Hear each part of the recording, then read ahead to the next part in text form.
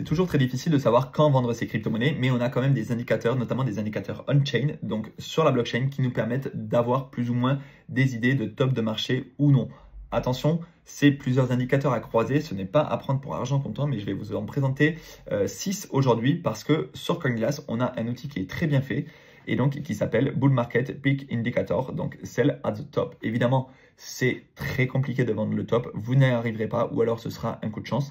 Par contre, vendre par DCA lorsqu'on approche du top et encore par DCA lorsqu'on est un petit peu en train de redescendre, je pense que c'est une bonne stratégie. Là, vous allez voir que tous les indicateurs sont dans le rouge, c'est-à-dire qu'on n'est pas sur un top de marché. Et vous verrez que dès qu'il y aura un petit OK ici, ce sera potentiellement des moments où il faudra commencer à vendre. Là, on est plutôt dans le hold à 100%. Encore une fois, ce n'est pas à prendre pour argent comptant parce que vous allez voir que tous les indicateurs ne se vérifient pas sur les précédents cycles. Mais globalement, en croisant les informations, en ayant un petit peu une idée de la cyclicité du Bitcoin sur les cycles de 4 ans, etc., tout ce qui s'est passé précédemment, même si ce cycle est différent avec les institutionnels, avec tout ce qui se passe, oui, mais on-chain, il y a quand même des choses qui se passent et qui sont très intéressantes. Vous voyez, encore une fois, là, on a donc l'indicateur à combien il en est et la référence pour que il passe en indicateur de vente en quelque sorte. Là, par exemple, cet indicateur, on est à 1,20 et c'est dès qu'on dépasse les 4 que l'indicateur en question se déclenche en mode il faut vendre. Mais c'est pas parce qu'il y aura un indicateur qui se déclenche qu'il faut tout vendre. Non, encore une fois, on croise les informations et on regarde et on essaye de comprendre. Je vous les présente. On va pas forcément rentrer dans le détail de chacun d'entre eux, mais je vais vous les présenter un par un. Donc, tout d'abord, on va commencer par la Rainbow Chart. Je ne suis pas particulièrement fan de cet indicateur parce que vous voyez qu'ici, là, il a dépassé. Ici, il a dépassé également. Sur le dernier cycle, on n'est pas allé chercher les phases de surchauffe, mais globalement, c'est une charte qui nous montre qu'on évolue entre certains points bas et certains points hauts en termes de prix. Et là, globalement, ici, au plus bas du bear market en 2022, lorsque le Bitcoin était à un prix de 17 000 $, voilà, on était en bas de cette charte. Attention, ça ne veut pas dire que là, on ira chercher cette charte parce que sinon, ça voudrait dire qu'on aurait un prix du Bitcoin à, comment on peut le savoir exactement, on aurait un prix du Bitcoin à 600 000 $. Donc non, je ne pense pas que sur ce cycle, on peut avoir un Bitcoin qui aille chercher 600 000 $. Du moins, à moins qu'on parte dans un super cycle et que tous les États du monde entier commencent à accumuler, ça me paraît compliqué. En attendant, on a un premier indicateur. Ensuite, le P-Cycle Top Indicator. C'est pareil, un deuxième indicateur. Vous le voyez juste ici. On est dans un moment où on est à 96 549 et dès qu'on sera en dessous des 145 000, donc au-dessus, pardon, des 145 000, là, ce sera un moment où il faudra vendre. Encore une fois, ces chiffres, ça ne veut rien dire. Par contre, si on regarde la courbe, on voit que dès qu'il y a le croisement de deux moyennes mobiles, vous voyez la moyenne mobile à 100 jours et la courbe verte aussi, donc à 350 jours, hop, dès qu'on a le croisement des deux moyennes mobiles, c'est pas au jour près, mais on arrive plus ou moins à avoir un top de marché. Hop, juste ici, pareil, top de marché juste avant.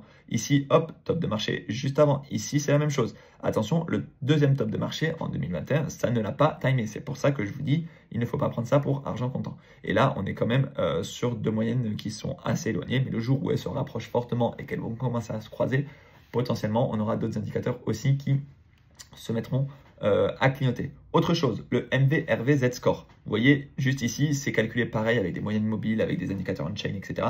Je vous invite tout simplement, si vous voulez savoir comment ils sont calculés, à lire les petits descriptifs qu'il y a en dessous. Mais ce qui est important, c'est de savoir comment l'interpréter. Et on voit que dès qu'on est sur des phases de surchauffe de cette courbe verte, donc du MVRV Z-Score, on est sur un top de marché. Alors là, ça ne se voit pas du tout parce que le top, c'est pas du tout en logarithmique, mais en 2013, hop, on était sur un top de marché. Ici, pareil. Là, en 2017, on était sur un top de marché lorsque le MVRV Z-Score a atteint cette phase au-delà des 8 en fait. Dès qu'on dépasse les 8, on est quand même sur une zone assez élevée. Ici, en 2021, ça n'a pas eu lieu au deuxième cycle, mais au premier top en fait. On n'est pas non plus allé chercher au-delà des 8. C'est pour ça que je vous dis, il ne faut pas attendre que tout se déclenche. Et encore une fois, là, on est très bas. Donc, on n'est pas encore sur un top de marché, du moins d'après cet analyseur, d'après cet indicateur. Les inflows sur les ETF, à surveiller aussi. Les inflows sur les ETF, on verra que quand on aura beaucoup d'outflow, c'est-à-dire d'argent qui sort des ETF, peut-être que ça pourrait être inquiétant pour le prix du Bitcoin. Regardez juste ici la corrélation entre le rouge, donc quand l'argent sort des ETF, et l'évolution du graphique, hop, ça descend. Ici, pareil, du rouge, plusieurs jours, hop, ça commence à descendre. Ici, là, pareil, on a 4 jours où il y a de l'argent qui sort des ETF, pareil, petit crash. Attention, ça ne veut pas dire que dès qu'on a un jour, dès qu'on a une correction, il faut vendre. Mais globalement, les institutionnels, c'est un peu la smart money. Et eux, ils savent plus ou moins, enfin, ils savent mieux que nous timer le top. Donc, à suivre aussi. Le long term holder supply, ça c'est les holders de Bitcoin sur le long terme. Est-ce qu'ils sont en positif ou non?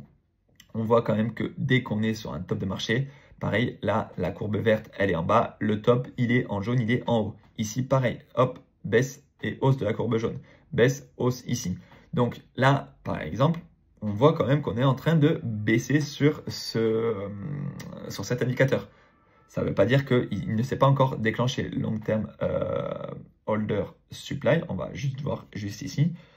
Donc on va le trouver. On doit l'avoir dans ces indicateurs. Je ne le trouve pas. Comment est-ce que je l'ai trouvé? Bon bref, je vous invite à aller voir. C'est bizarre parce qu'il me semblait l'avoir sélectionné.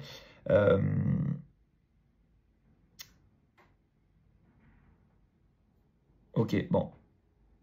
Vous irez voir tout simplement sur Coinglass, vous ferez vos devoirs, comme ça ce sera encore mieux. Là, je suis en pleine vidéo, donc je ne vais pas forcément m'attarder sur cet indicateur. Mais voilà, celui-là peut-être qu'il commence à se déclencher bientôt. Voilà, je crois qu'on a fait le tour, on a fait les ETF, le MVRR, VZ Score, l'indice de bulle Bitcoin. Voilà, dans celui-là, on n'en a pas parlé. Indice de bulle Bitcoin, pareil, je ne vais pas rentrer dans le détail de comment il est calculé, mais interpréter la corrélation entre le moment où cet indicateur vert monte fortement et le top de marché. Ici, top léger, mais parce que la courbe n'est pas en logarithmique. Je ne sais pas si on peut la passer en logarithmique. Bref, ici, c'est pareil. Ici, c'est pareil, c'est pareil. Et là, on est quand même sur une bulle qui est loin d'exploser. Donc, on est assez faible. Donc, je pense qu'on a encore un petit peu de temps. Voilà. Croisez ces indicateurs. Ne prenez pas ça pour argent comptant. Faites aussi vos propres recherches. Il y a d'autres choses. Par exemple, le classement de Coinbase sur l'App Store. Par exemple, la Google Trend. Par exemple... Est-ce qu'on en parle beaucoup dans les médias? Est-ce qu'on en parle autour de vous? Tout ça, c'est des red flags en fait qui doivent vous dire « Ok, là, peut-être qu'il faut que je me retire un petit peu du marché. » Voilà, si vous avez des questions concernant ces indicateurs, n'hésitez pas à les poser en commentaire. Si vous voulez que je vous présente les autres indicateurs de ce site et que je vous tienne informé surtout de l'actualité en fait concernant ces indicateurs, est-ce qu'ils sont en train de passer dans le vert, est-ce qu'ils restent dans le rouge, etc. Dites-le moi aussi, comme ça je pourrais vous faire des vidéos assez régulières où je vous parle de ces indicateurs de top de marché. Et prenez soin de vos investissements. On se dit à bientôt. Merci pour toute la force que vous me donnez. Laissez un petit like, ça fait toujours plaisir à l'algorithme. Et à très bientôt. Ciao!